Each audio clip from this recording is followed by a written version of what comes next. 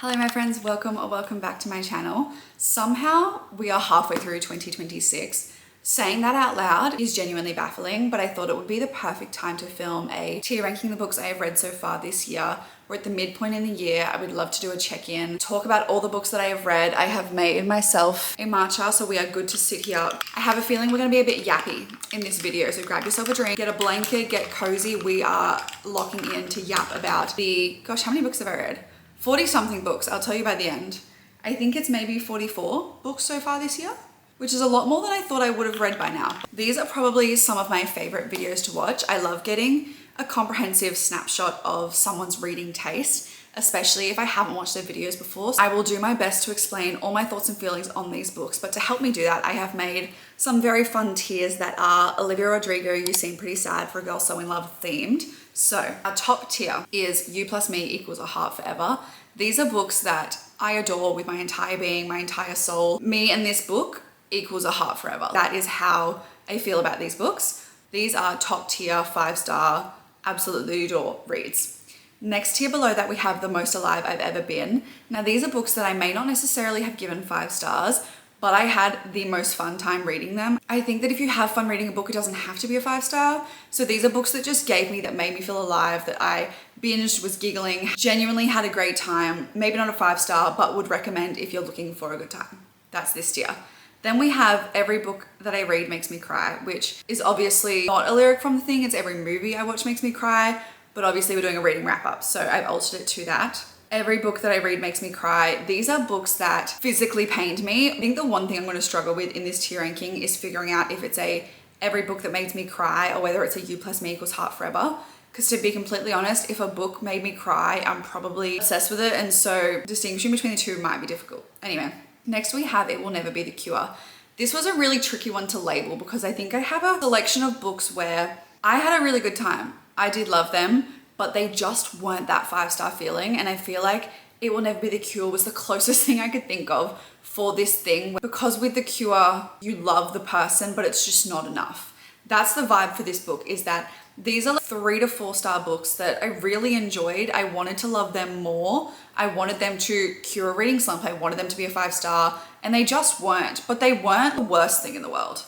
They were good books. Where you are with this book, it's a good book. You could have loved for it to be more, but it was never going to give you a 5-star. That is what It Will Never Be the Cure means to me in this ranking system. Next we have Did Not Meet My Expectations. I have read quite a few books this year that I had really high expectations for that did not meet the cut, and so I have a feeling that category is going to be higher than I would like. Then we have Give Me Back My Time, which this is, if I had a jail time category, that's what this would be. Books that I wish I did not read. I probably should have DNF'd. I will say I have DNF'd quite a few books this year. None of them are in this reading wrap up. These are all books that I have fully completed. That is my 6 tiers for all of these books. I've got all the books on the side here, and we are just going to go through them one by one. They aren't in any chronological order, but I will just scroll through. I think I will start just at the top and go top to bottom, but if I get to books that are linked, I will probably just skip to those and do them at the same time, but we'll see how we go. First up, we have Heart the Lover.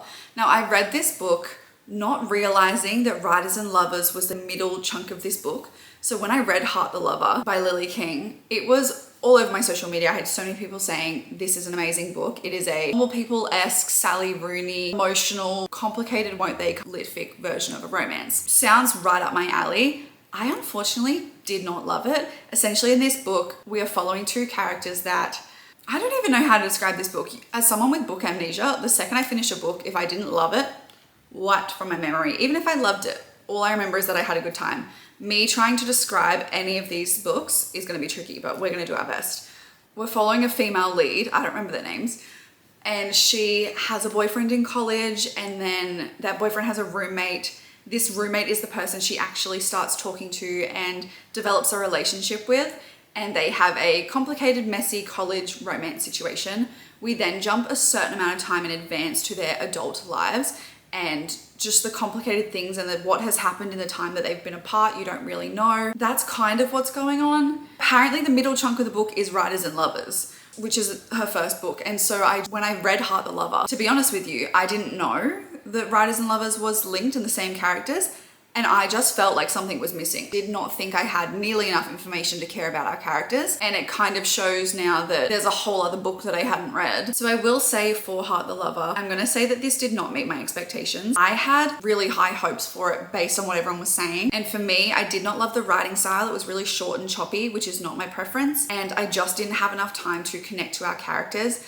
I think that kind of falls into the marketing of it. And a lot of the books that didn't meet my expectations are going to fall into issues with the marketing of the book on Bookstream and Book Talk and what people were saying about it, because I had expectations, they were not met. I can't remember a whole lot else, but anyway. Wild Dark Shore. I loved Wild Dark Shore. I'm tossing up between The Most Alive I've Ever Been and You and Me equals A Heart Forever, because I don't really read crime, thriller, mystery books, but this is a psychological thriller. I was on the edge of my seat, and so in that sense, I was the most alive I've ever been. I was waiting to turn that page. I just needed to know what was gonna happen. Is it fully You plus Me equals A Heart Forever? I would say that I'm a very character-driven, emotion-driven book kind of person, so a lot of the books that are gonna end up in You plus Me equals A Heart Forever are very character-driven books. Whereas Wild Dark Shore is a little bit more plot driven, and so I was alive while reading it, but I don't think I would say it is You plus Me equals A Heart Forever. However, you know what book is my current favorite book of the year, and that is Slanting Towards the Sea. This book is probably the best book I have ever read. Writing wise, like the writing style was phenomenal. It is a debut novel, which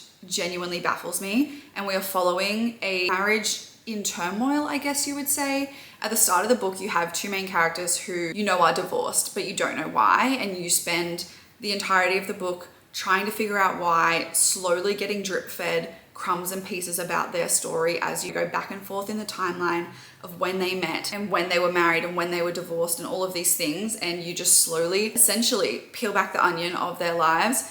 It was phenomenal. One of the main core things around this book is infertility and how that can impact a marriage, and I just thought it was so fascinating, so well written. I think about this book regularly. I already want to reread it, and I probably will before the end of the year. Honestly, getting to a point of being a 6-star read for me, because I am still thinking about it months after.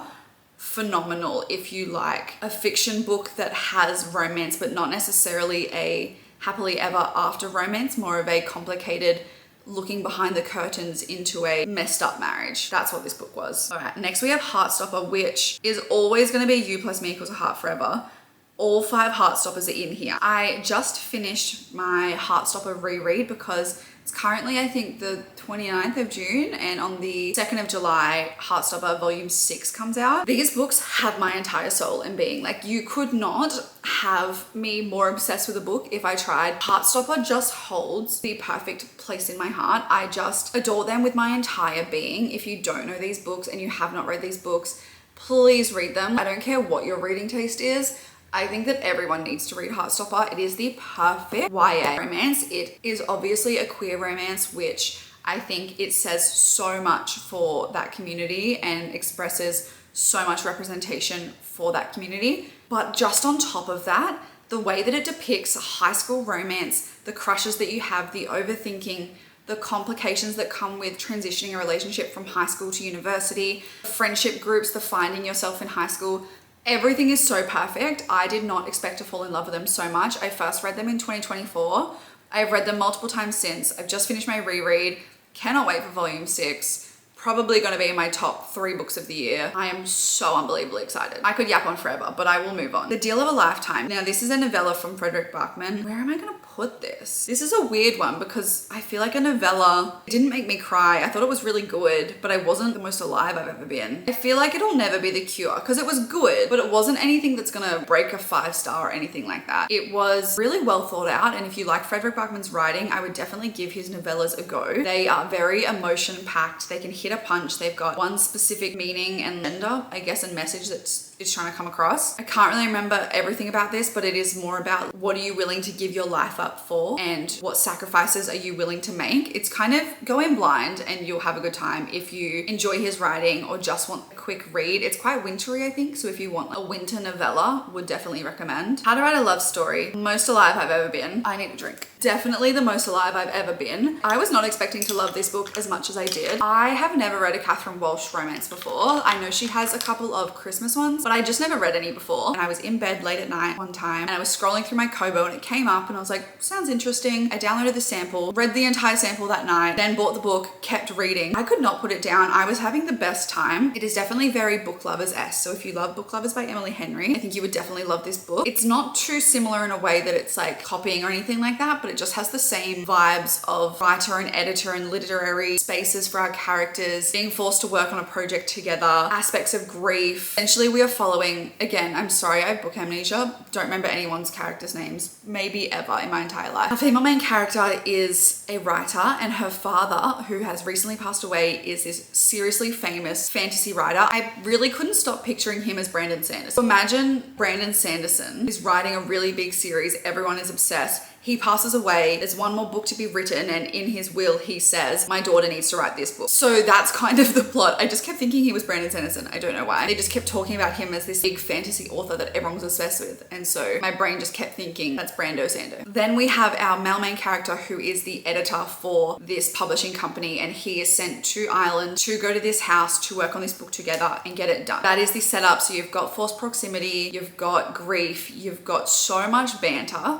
You've got emotionally unavailable, confused people, but it was so fun. I thought it was phenomenal. I really liked the side characters. I think I gave it a 4.5, but I would highly recommend if you like Emily Henry, Carly Fortune, all those kind of summary romances, would highly recommend. We possibly have, now this is, I could talk about this book for a really long time. If you want to hear me talk about this book for a really long time, I do have a reading blog where I read The Mistake by Elle Kennedy. This is tough because if you've watched and read Off Campus, you know that the show is phenomenal and the books are fun, but they are not insanely well written. They are kind of Wattpad 2015. That's what they are there for. But John Logan, that's my man. And so I think I'm gonna have to put The Mistake in You Plus Me Equals a Heart Forever, but I'm gonna find the rest of the Off Campus series now. Where is it? I know that there's more books in here. The Score and Am I Blind? Where is the deal? Am I missing books? This is not 40 something books. For some reason the deal is not here, so I'm going to have to download it. I think there's going to be books missing, but I've downloaded the deal for now, and then I'll check at the end my Fable wrap up and see if it's the right amount of books, and we'll go from there. However, so we've got the deal and the score. I'm currently reading The Goal, which is John Tucker's book, the 4th book in Off Campus, but I have read the first 3. John Logan is in You and Me Equals a Heart Forever, but the deal and the score are gonna sit in the most alive I've ever been because I just didn't relate or love them as much as I loved The Mistake, but I had the absolute best time reading. They were 3 to 4 star reads, but I could not put them down, could not stop giggling, had the best time. I'm not gonna overly yap on about Off Campus because I feel like I have done that plenty, but just know this one was a Heart Forever. These ones are fun. I feel like I would put The Goal probably in here as well. That's where I would be sitting it at the moment. I think I'm like 30% in. I feel like I've been yapping so much and I keep forgetting to drink my matcha. Next up we have Yesteryear. I finished reading Yesteryear a few weeks ago and I just posted a reading blog that has Yesteryear in it, and the reading blog was reading books to see if they're worth the hype. So I read a few different books that I had pretty high expectations for that have been hyped on social media and wanted to see if they met my expectations. Unfortunately, I'm putting Yesteryear and did not meet my expectations. I probably won't talk that much about it because I just posted a reading blog and I feel like everyone knows what Yesteryear is about. But if you don't, it is, I guess, psychological thriller is probably where I'm gonna put it. Essentially, we are following Natalie, who is a tradwife influencer. She then wakes up in this alternate reality where she is actually a tradwife back in the however long ago, and she is living this world. You go back and forth and you're just trying to figure out which is real and which is not and whatnot. Unfortunately for me, I guessed the plot twist, and so for me it was a little bit underwhelming. I also think that there were different things that could have been done writing wise that would have made me like it more, but I'm not gonna yap that much about it because I just did in a video. So if you want to see my full thoughts on Yesteryear plus 2 other books, which I may as well do now, which are The Best Worst Thing and Into the Blue. The Best Worst Thing, unfortunately, I'm gonna put also in did not meet my expectations. I enjoyed parts of this book, but I had seen it so hyped that I was really thinking it was gonna be a 5-star, and the ending just let me down. This is a romance book that also speaks a lot about infertility. We have our female main character, I think her name was Nicole, and she essentially at the start of the book finds out that her husband is cheating on her. This is a husband that they have been going through infertility, the trials and tribulations of all of that. She's been putting her body through so much pain, and She essentially cannot get pregnant. She then finds out her husband is cheating on her. So this whole time that they have been going through this really hard thing, he has been off doing that. We then switch to this other second chance kind of romance where she meets this other guy, Logan, or re-meets, because second chance, this guy she used to work with, Logan. And so the book is their romance story, but it's obviously complicated by the fact that she is divorced, infertility, lots of things going on. I just didn't love it as much. I did not like the ending. I did not like the third act breakup. I did not like the reunion. All of these things were not my favorite, and so unfortunately did not meet my expectations. The other book that I read in that video, gosh, any of these books, there is not enough books in here. I'm very confused. I think Into the Blue is this. Some of these books just did not upload properly. This is the final book I read in that video, and I'll tell you why, but I want my time back. I do not love this. I have only seen good reviews. I have not seen anyone give it a negative review other than myself. I thoroughly disliked this book, and I don't like to get too negative about books. I think that every book has a reader. I so strongly believe that, but this book was not for me. And I don't feel like I can explain why I hated it without spoiling it. However, in this book, it is a second chance then and now timeline of two childhood best friends that turn actors, and they have to act in these plays and shows and things together when they have so much miscommunication because they haven't spoken for like 7-10 years or something. There was just a lot of things that this book romanticized in a toxic way that I did not like. I ranted about it in the video, and so if you want to see a full rant and you don't care about a spoiler, go watch that video. I just did not like this book at all. My issue is that I liked it in parts, and then it made me so angry with how we handled it and things that we were romanticizing. What are we doing? I just don't think we need to be romanticizing this toxic behavior, and I think the public and social media response to it, I just don't understand. Anyway, I would like my time back, please. Next up, we have Alchemy of Secrets, which I read quite a while ago. To be honest, could not tell you a single plot point about this book. I did not enjoy it nearly as much as I thought I was going to. I do quite like Stephanie Garber's writing. I love the Once Upon a Broken Heart series. This was more of a crime mystery set in the real world, but magical. So not fully magical land, but it was just so confusing, and I don't even know how to explain the plot of this book, but I'm gonna go give me back my time, because I feel like if I don't know, I would just rather read something else. And I can't fully describe to you the plot, other than the fact that it just gave me trust issues. I remember there being multiple men in this book and you didn't know who the bad guy was, and I just didn't know who to trust. There was like sister who we just knew nothing about. There was a whole lot going on, and I just would rather my time back, so putting it there. Next, Pack Up the Moon. I don't know, I'm tossing up between one of these two. I wanted to DNF it so bad, so in that sense I think I'm gonna put it back and give me back my time. It's an emotional, weird kind of romance where there's a married couple and the wife passes away, and we're going back and forth in timelines, and then she writes him these letters, and every year he opens a letter and is like trying to get his life back on track. I just did not connect, didn't really care. I know I've seen really good things about it, but I just could not connect. And I didn't love some of the plot choices that we took, so I would rather my time back. In Your Dreams, I adored this book. Like the way that I devoured this book. Where's it gonna go? I think I'm gonna put it in You Plus Me Equals a Heart Forever. I can't say that I think about it much on a daily basis, but the reading experience that I had for this book beats almost any other reading experience, because I read it in Perth, in this beach house, on the beachfront with my 3 best friends, and we all read it at the same time. And so it was just this ultimate buddy read. We were giggling, kicking our feet, screaming, obsessing, all at the same time. Lauren and I were even reading the same chapter at the same time, so we were reacting in real time. If you don't know this book, it is the 4th book in the When in Rome series by Sarah Adam. The first book, When in Rome, then Practice Makes Perfect, Beg, Borrow and Steal, then In Your Dreams. It is an interconnected small town romance series following a set of siblings. This final sibling gets a book, her name is Madison. She is very similar to Poppy, I would say, in People Meet on Vacation. So if you like that character archetype, I think you would love this book. She leaves her small town, goes to do chef school and be a chef in New York. It is not what she thought it would be and not cut out, but she feels like she can't face everyone and move back because she had these amazing plans to go to New York. But then James, her brother's best friend, decides to open a restaurant so that she will come back and run the restaurant.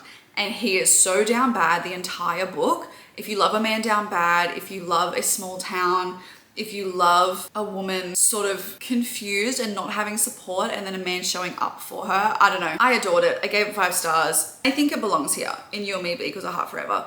partly for the book and partly for the reading experience. Now, this is the one that I was thinking of when I was considering if it was going to be You Plus Me Equals a Half Forever or Every Book That I Read Makes Me Cry. I think it needs to go here. Just know that I loved it and that it is a heart forever, but I have not cried so viscerally reading a book possibly ever as I did when I read Atmosphere. The way that this book moved me, I was so not expecting.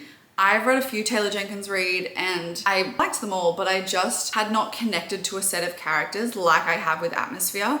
We are following two females who are falling in love whilst at NASA, and it is the first round of women that are allowed into NASA. So it's set in, I think, only the 80s, like it's not that long ago. I adored this book, the way it was written, everything about it. I think it is a perfect book if you go in blind, so I don't want to explain that much about it, but it is an emotional romance and it is possibly one of the most beautiful stories I've ever read.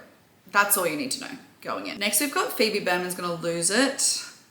This is a tough one. I only recently read this book. I had really high hopes because I have seen so many 5 stars, and I think I possibly just went in with the wrong expectations. I was expecting to love the romance part of this book a lot more than I did. I think that it was still a great story. I think that it is more a women's fiction comedy than a straight run-of-the-mill romance. I can't say that I was that invested in the actual romance of it all, but I was invested in Phoebe and our main character. Essentially, the plot of this book is we have Phoebe Berman and she is 30 days away from turning 30 and she is still a virgin. And so she decides to create a list of things that she needs to do so that she can lose her virginity by the time she turns 30. The reason she needs this list is because she has severe anxiety towards intimacy, even though it's the one thing she really wants. And so she needs this list to keep her on track, to hold her accountable, to put herself out there, and to do these things. And essentially we have 3 different suitors. I just thought it was a really short book to have 3 different possible love interests, and that it didn't give me enough time to become invested in our actual love interest. I would almost love to see a book 2 where we watch Phoebe and the man of her choosing, who she ends up with at the end of the book, navigate a relationship with anxiety and with the long distance and whatever else they're going through. I would like to see that, but I just did not love the book as much as I thought because of that. I think that it is a really important book to be in the romance genre, and to have conversations around anxiety in relationships did not meet my expectations, unfortunately. Breaking Romance Rafferty. I read this quite a while ago. I think I read it in like April or something, so I'm trying to remember exactly where I would want to put it. This is a emotional hockey romance, I would say. It is very similar to your icebreakers, your off-campuses, all of those things that have a college hockey romance. Is he college? I think he's not college, whatever the NHL. I can't remember. Like I said, I have book amnesia. I think I'm gonna put this book in It Will Never Be the Cure. And I say this with so much love because I love Mads and I love this book, but I just think it didn't give me the 5-star feeling that I was hoping for. And so I think It Will Never Be the Cure is probably where it sits, in the sense that I absolutely adored it. I loved these characters. I loved the book that Mads wrote. Didn't give me like full off-campus feelings. So I think it'll sit here. But like I said, this is a good ranking. I think it's gonna sit there. Spark of the Everflame. Now, where am I gonna put these? So I've read the first 2 books in the Kindred's Curse saga. I've got book 3 to go, and then book 4 comes out in September. This is a amazing fantasy series. I don't read a whole lot of fantasy anymore, but I absolutely adored this series. I think I'm gonna put Spark of the Everflame in the most alive I've ever been. And then Glow of the Everflame is gonna go in You Plus Me Equals a Heart Forever. I adored that book. It is my most recent 5-star, which is unfortunate because I read it maybe 2-3 months ago and I haven't had a 5-star since. Separate issue. I adore these books for romanticities. A book like this to me is so rare to see in the genre. It is insanely well written, which is something I look for in books. I love a well-written book. I love prose, I love writing, whatever. So a lot of the romantic genre kind of loses me because we focus a whole lot more on the smut and the plot. And I'm not a plot-driven book. I'm a character, emotion, writing-driven kind of person. These books had that to a T. The plot stood on its own though. Like if you can make a plot that actually hooks me, and that's the reason I love a book, crazy. So it did really well with that. But I absolutely adored all of the characters, all of the found family, the romance in this book, like the tension. This is actual enemies to lovers, and it's just so well done. Essentially, we are following DM, who is raised in the mortal land of this world, and then there is a magical ruling. Again, so sorry.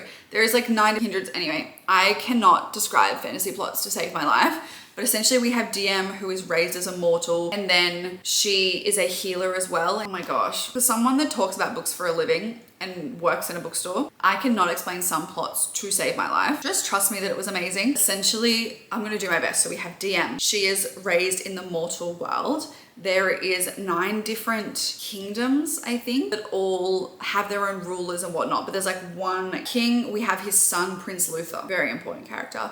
And then DM is a healer. So she sort of interacts with the palace every now and then because she has these healing abilities and people need healing and whatnot. And I can't really say a whole lot else about the plot without spoiling things. However, the Found Family is so good. This is like super tangenty, but if you liked Prison Healer by Lynette Noni and the Found Family that is in that book, I think you would love this series. Anyway, just take it from me. I don't like fantasy that much, but I adore this series. And I'm gonna stop yapping because I'm saying nothing coherent. Okay, These Storms. I loved this book. I haven't thought about it much since, but I read it in January and absolutely loved it. I think I'm gonna go the most alive I've ever been because I wouldn't say it's in my top tier of books. I think I gave it a 4.5 at the time, maybe a 4. It is a complicated family. If you read The Conditions of Will and liked that, it's very similar. We have this rich, famous, sad guy and he passes away. There's like 3 to 4 children who then all return back to this one island that the dad and the family own. But the dad has left each of his children a task that they have to complete within that 7 days between him passing and in order to access their trust and their, the will. And so he obviously is kind of from beyond the grave and going, well, you're gonna have to do this stuff if you wanna get some money. And there is just a lot of complications in that. We also have a romance in this book between one of the daughters and this other guy who knew the dad. And it is a like very forbidden romance, but it's done so well and I absolutely loved it. Really good summer setting, complicated family. I loved it. Really well written as well. Really loved it.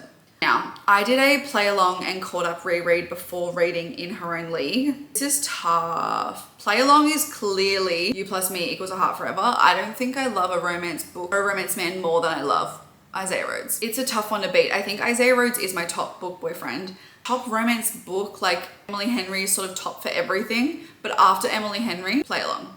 It's phenomenal. If you haven't read the Windy City series, you need to read the Windy City series. It is the best sports romance series to possibly ever exist.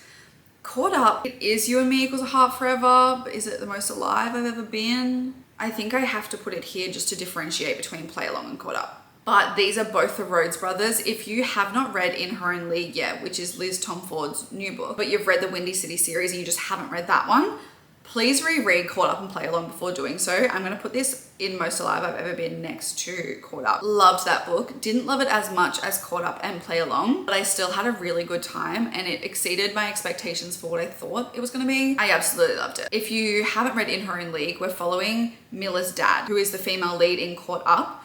And her dad is also the baseball coach for Kai Rhodes and Isaiah Rhodes, who are the leads of this book. So it's the dad and then Reese, who is the new owner of the Windy City Warriors. Amazing sports romance. That's all I have to say. Now I only read this recently for the first time so that I could watch the show. I actually really liked it. I had a lot more fun than I thought I was going to. I think it's gonna go in the Most Alive I've Ever Been. I know that a lot of people don't love this book and I don't feel like I need to explain what this book is about because most of Book Talk know what it is about. But essentially it is a second chance romance with Sam and Percy. You're going back and forth in timeline. They meet in Barry's Bay, which is this quintessential, very perfect summer town. Very Cousins Beach, summer, I turn pretty. Like that's the vibe that we're going for in the sense that like the town is a character in itself. Sam and Percy back and forth in timelines. They've known each other since they were like 10, I think. And we go back and forth in timelines and essentially Percy has made some mistake and you sort of a book trying to figure out what that is and seeing if these two people who have been through so much and so much has happened, can they reunite? That is the gist of the book. The mistake that Percy makes, a lot of people don't agree with. I'm not saying I support her mistake, but I think that we need to have more room for empathy and understanding and forgiveness in our lives, and that we put so many expectations on book characters. But I think that like so many people in their lives have made mistakes at 17 that they wish they could take back and they wish they didn't do. I feel like that's a pretty normal thing to have happened. And so I don't know, I didn't hate the sort of third act situation and what happened as much as other people seem to have. I'm not saying I support it. I'm just saying I understand it. And that's all I have to say on the matter.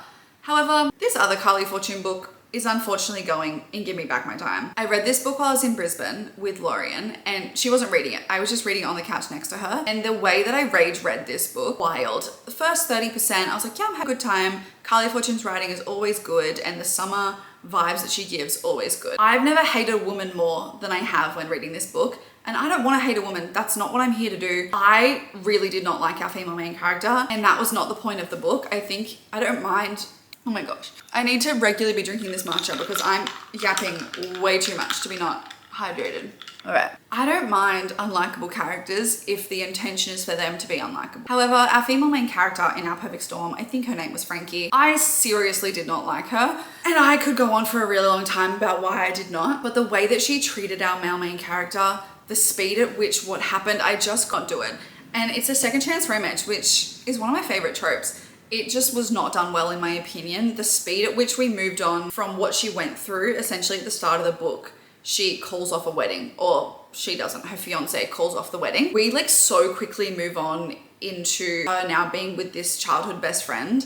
We did not leave any time for, you know, improvement, and we really just jumped into a whole new thing. I did not like the way that she treated him, the way she handled things. She was so blind to everything, and I think there's an aspect of that is allowed, but it was way too much in this book. I'm not going to speak too much more negatively on it, but I wish I could get my time back. Okay, Easy plus Me equals a Heart Forever. That was a reread, probably the 5th time I've read People We Meet on Vacation. I adore that book. I have yapped about Emily Henry until my face goes blue, but I love Poppy and Alex. I love this book. I reread it just before the movie came out. If you haven't read any Emily Henry, please do. Best rom-coms ever of all time. I'm going to assume that most people know about Poppy and Alex, so I'm not going to yap on that much about it. Problematic Summer Romance. I liked this one a lot more than I thought I was going to. It was not a 5-star, but I had a really good time reading it. I read it in summer, which I definitely think helped. I read it right by the pool. There was definitely parts of the plot that I felt like we were tangenting off and it wasn't amazing.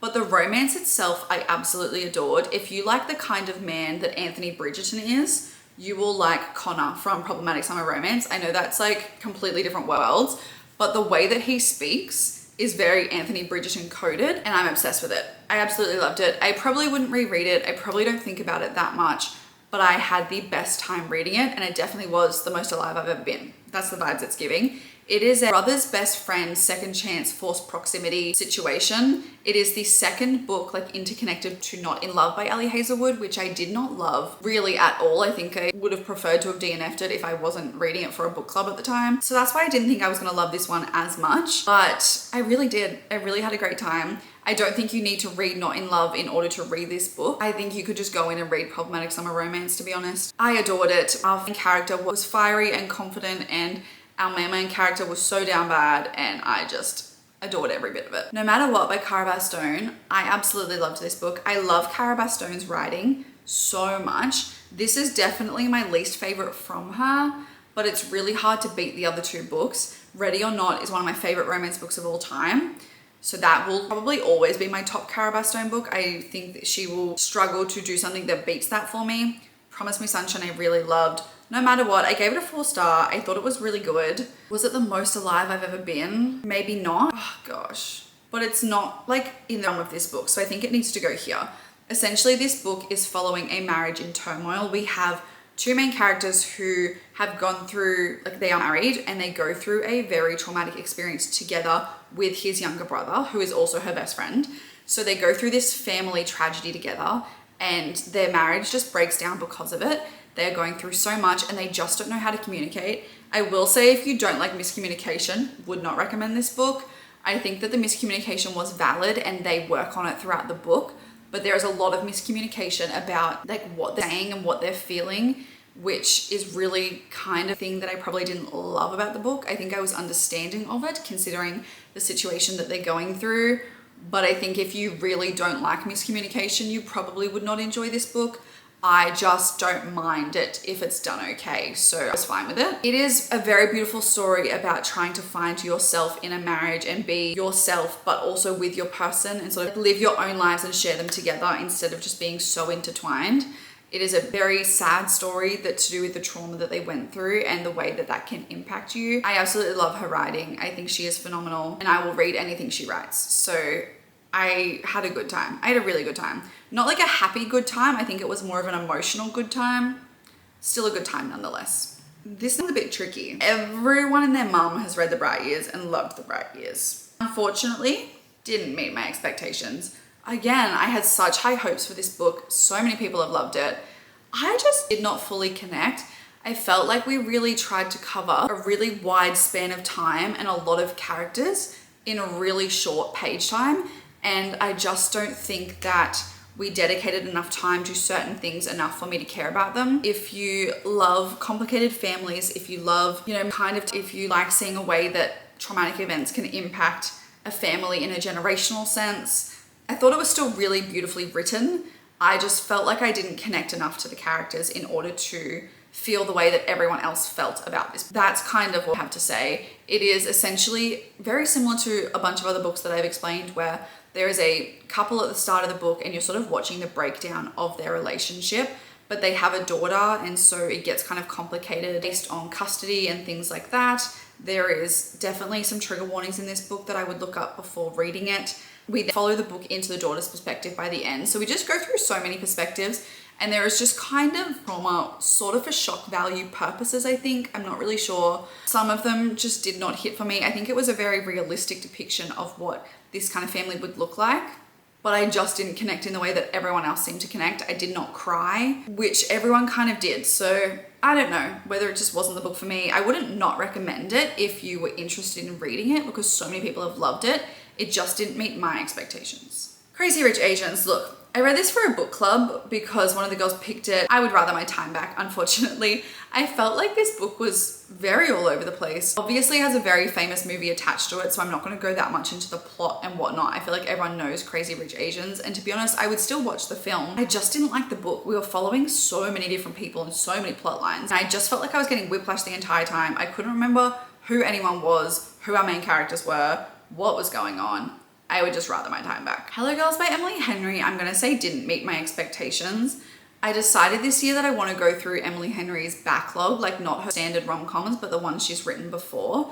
And so I read Hello Girls, which she co-wrote with another author. I just didn't love it. I don't even know how to describe this book, but I probably wouldn't recommend it. It definitely doesn't have that Emily Henry flair. It's not a romance. It is more about two females who have complicated families and find each other and end up on the run, and there's just like so many things going on. Did not love this one, unfortunately. Broken Country. This is a tough one. I think I'm gonna put it, I'm really tossing up between Most Alive I've Ever Been and Every Book I Read Makes Me Cry. I think I'm gonna put it in Every Book I Read Makes Me Cry. This book was weirdly sad for me. I'm gonna put, why is this so hard? I'm really unsure because I, again, think it falls really similar to the realm of Wild Dark Shore in the sense that it's not You and Me Equals a Heart Forever. It's a very plot-driven book, but I was obsessed and I could not put it down. I think it's gonna go in Most Alive I've Ever Been because it is, yeah, it's very similar to Wild Dark Shore, where we are following some complicated characters and you're really just following like things unfold in their lives. I absolutely loved it.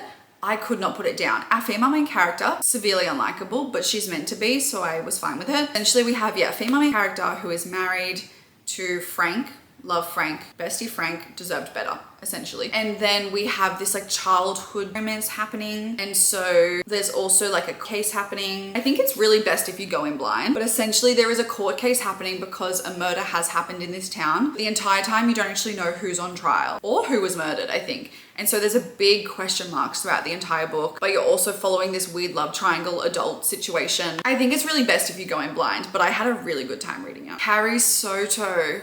I think it's going to be Most Alive I've Ever Been. I had a phenomenal time reading this book. It is probably my second favorite Taylor Jenkins Reid book. We are following Carrie Soto, who is a fictional tennis player, and her journeys. She is an unlikable character, but I think it was done so well because you're still so invested in the story and her life, and it really felt like I was reading a tennis player's biography.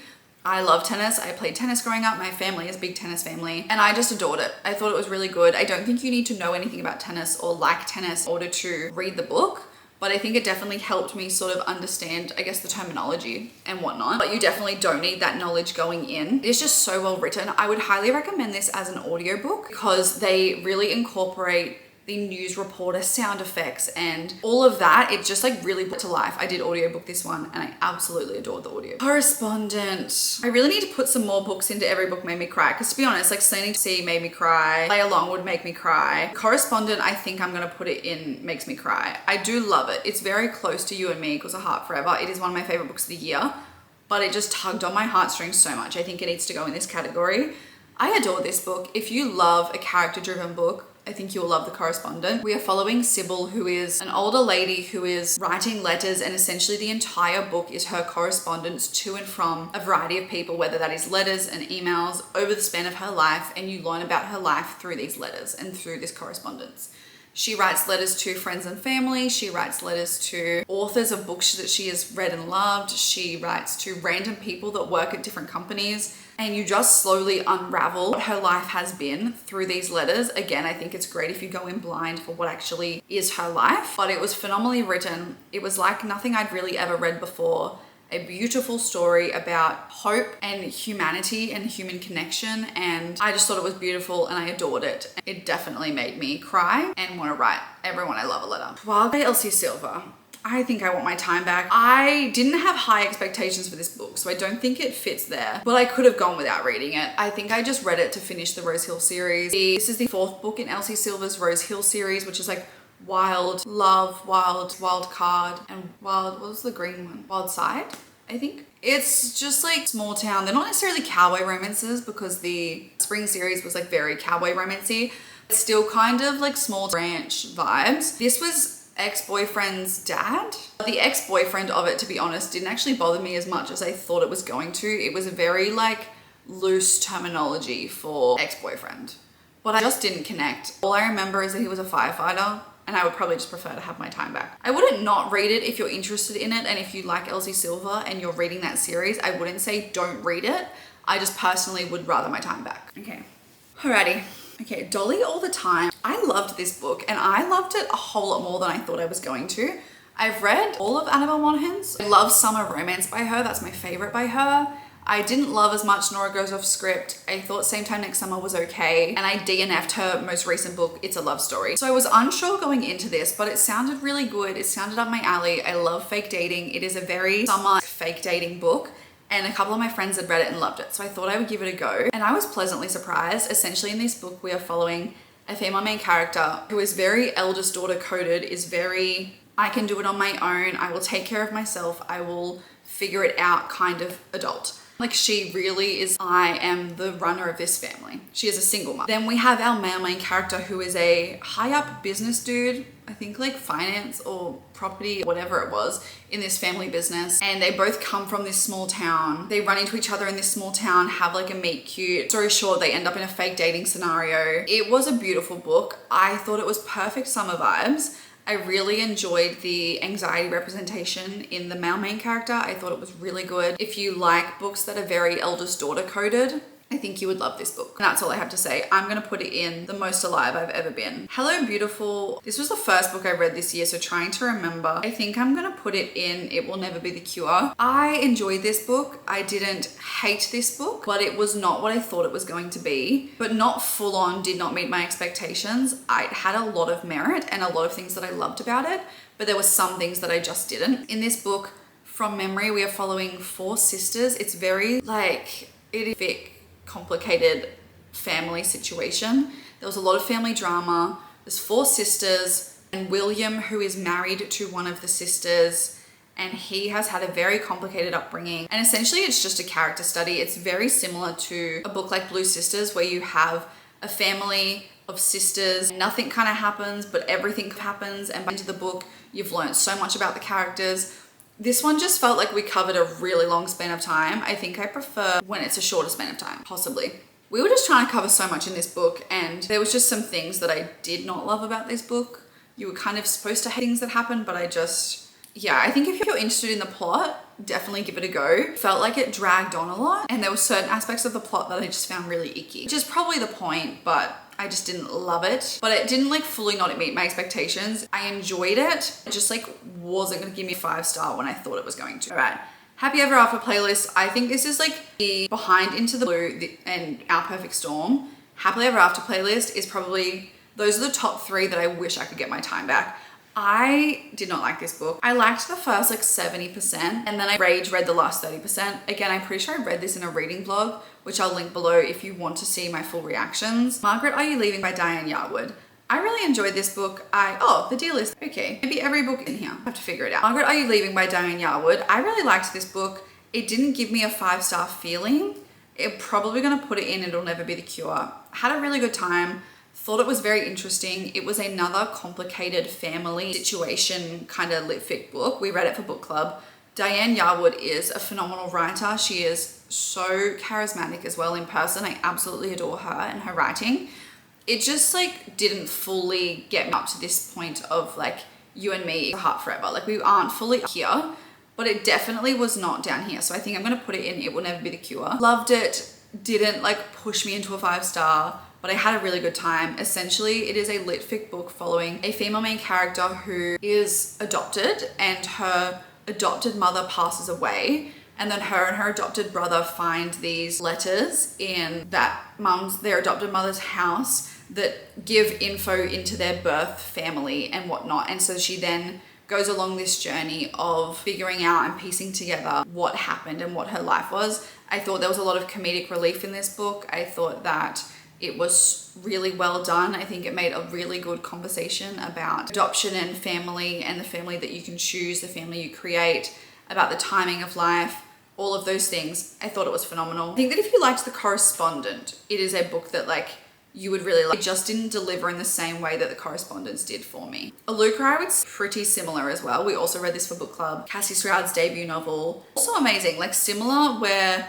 there was this house and someone passes away and there's letters, and like I've read quite a few of those this year, and so maybe it just got redundant by the end and The Correspondent kind of just took the cake. So anything else I wasn't fully going to be as obsessed with, but they were all good. I just kind of wanted them to be what The Correspondent was giving, and they weren't. But still really good books, and still would recommend if you liked The Correspondent. They kind of fall into that same category for me. I think that might be all 45 books and that no books actually got missed, because obviously I just could not find the deal before. 45 books, perfect. All the books are in there. That is my final tier ranking. This actually looks a lot better than I thought it was going to. I feel like I've had a tough reading year, and there are quite a few books, like there's way too many books in Give Me Back My Time and did not meet my expectations for my liking. But there's also quite a lot of books that are up here, and I think I need to remember that, because to be honest, a lot of these top books are ones that I read quite a while ago, and these are more of my recent reads, and so it's just been quite hard. But I would say I've had a good reading start to the year, and that if I had to pick my top 3 books of the year that were not rereads, because obviously Heartstopper and whatnot are all rereads, I think I'm going slanting towards The Sea, The Correspondent, and Atmosphere. I think they're my 3 favorites of the year. Really honorable mention to Glow of the Everflame and The Mistake. They're just like different kinds of that I love, but like my top 3, I think slanting towards The Sea, The Correspondent, and Atmosphere.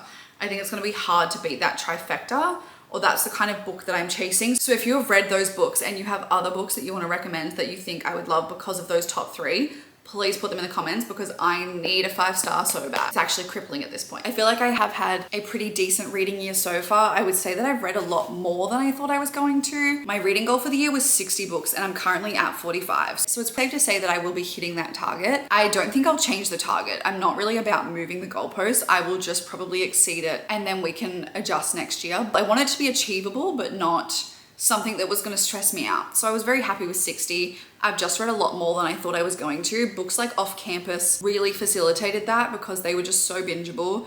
5 of those books are the Heartstopper graphic novels, which are obviously much quicker to read. So excited to see what books we end up getting to in the second half of the year, if any of them can also fall into the top category for me. Like I said, on the hunt for a 5-star. It is diabolical at this point how long it's been since I've had a 5-star. If you have any book recommendations for me based on everything I yapped about in this video, please let me know in the comments. I would love to know your favorite books from the year. I would love to know if there was any you wish you had your time back on, or ones that fall into your you plus me equals heart forever category, or your crying ones, because I love an emotional book. If you're still at this point in the video, thank you so much for watching. I absolutely loved yapping to you about all the books I've read so far in 2026, and I will see you in the next video. Bye.